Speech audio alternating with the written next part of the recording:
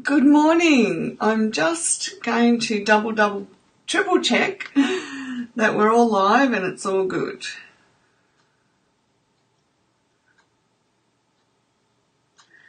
Okay, we've checked. Good morning. Well, it's been an incredible week, a week where people have been able to heal, gain new information, and hopefully keep setting you on the path to being able to heal the wounds in your own soul, gain strength, because we do gain a really deep inner strength, a sense of self-sufficiency. And I don't mean that in this, old negative way. I just mean that we're able to then discuss what's happening for us instead of keeping it hidden. Now, this morning, we're going to have some exciting stuff. Well, I find it exciting because it's really, really helpful. Now, here we go. We're going to talk about shame today. If you've read Brené Brown's work, you will be well versed in her studies on shame. And her definition of shame is an intensely painful feeling or experience of believing that we are flawed and therefore unworthy of love and belonging. Something we've experienced, done, or failed to do makes us unworthy of connection. So, what's that mean for us in our day-to-day life? When you're dealing with a narcissist, we can begin to feel shame around that we've failed. Okay?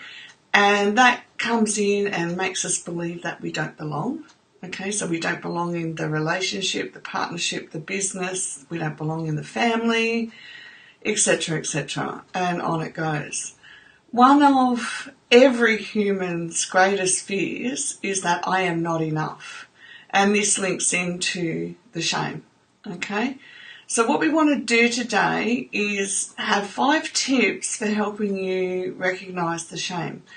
Now, I do want to add that if you've been sexually abused as a child, possibly as an adult, suffer from PTSD, anything of the nature, this can be really hard work for you to recognise when there is shame, because there already is a lot of pain around what's happened to you, okay? But when you can begin to feel the shame, when you can begin to own the feelings that you feel like you don't belong, then life does become a lot easier. And here's how we do it. So you want to bring shame into the light, okay? So you don't want to sit there and have all these thoughts running around in your mind that aren't the truth. You don't want to feel continually like you don't belong, that you're not good enough. You want to bring it into the light and say, this is not who I am. I know this is not who I am, okay? And have good, trusted people around you that you can do this with. Okay. Emotions are like breathing. They cause trouble only when obstructed. So when we've got all the stuff happening down deep within us, and not letting it up and out, there's lots of energy around emotions. Okay. And how you know that is just the most simplest thing is think about when somebody's angry and you walk into a room, they don't even have to say anything. It just exudes out of them and we can all feel the vibe, okay? So when we've got emotions buried inside of us, we've got to get them up and out. So you need trusted people, you need a good professional to work with, a life coach, anyone that you can go to and go through a process of self-reflection so that you take back your own power, okay? Very important. It's important to untangle what you're feeling. So to separate the feeling from, oh no, this is who I am, etc., into, well, no, the feeling is not who I am. It's an emotion. It's energy in motion, okay?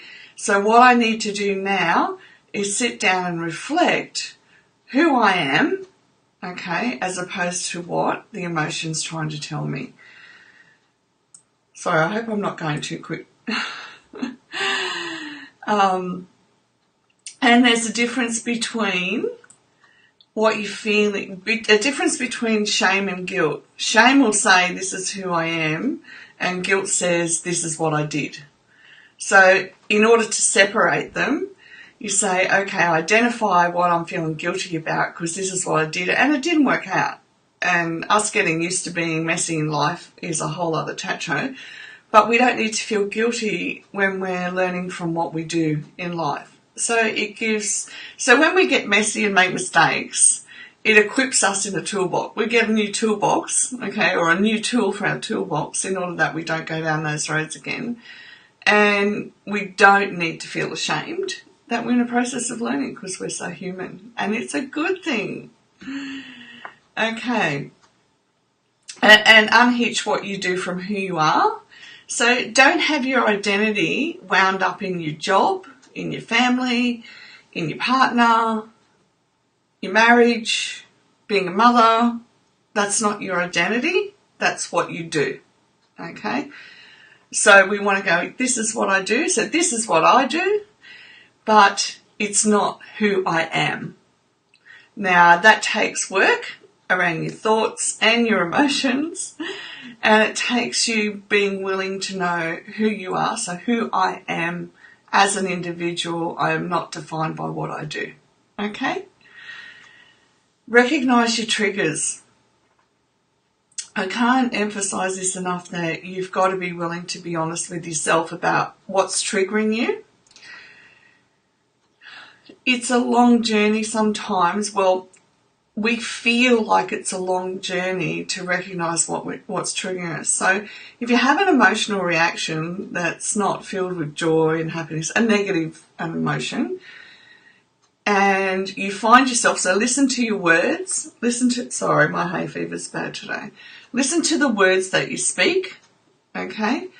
And if you're blaming other people or you're wanting other people to meet your needs, etc., you're being triggered. Okay, because what you need to be able to do is sit down and go, right, this is how I'm feeling. I'm going to sit down. I'm going to journal it out. Remember we talked about journaling earlier. And I'm going to sit in my soul space and work out what triggered me. That's a big thing to do, and it's well worth it. Okay, and our 5th tip this morning, make connections. Okay, so you have got to ignore the I'm not good enough. You've got to ignore the shame feelings and the guilt. I mean, you can work through them, as in don't ignore them and ditch them out with the wash water and, oh my goodness, that was from years ago, wasn't it? Did you ever have one of those washing machines? My grandmother did, where you had to take the water out yourself. Anyhow, long time ago. You need to make connections. Now, it's easy to make generalised connections on Facebook as well. So if you're in a place where you're really broken, then you can get into Facebook groups and just sit and observe and get the courage up to start making connections. If you've had everything ripped out of you from your life, it can be hard to want to make connections, but we need to as people. We need to be able to get all that energy up and out of us. Okay, it's been wonderful sharing time with you this morning. Stick a hashtag replay down. And if you want to stick a hashtag where you're viewing from, it's been wonderful this week. And over the next couple of days, we're going to look at judgment. Okay, how it affects us as a soul, how it affects other people as a soul differently, etc., what we can do about it, what we do when it enters our life. Okay, so not us judging, but somebody else judging us, and we'll go from there. Okay, have a wonderful week. It's beautiful Monday here in downtown Australia, and it's going to be a good week. God bless.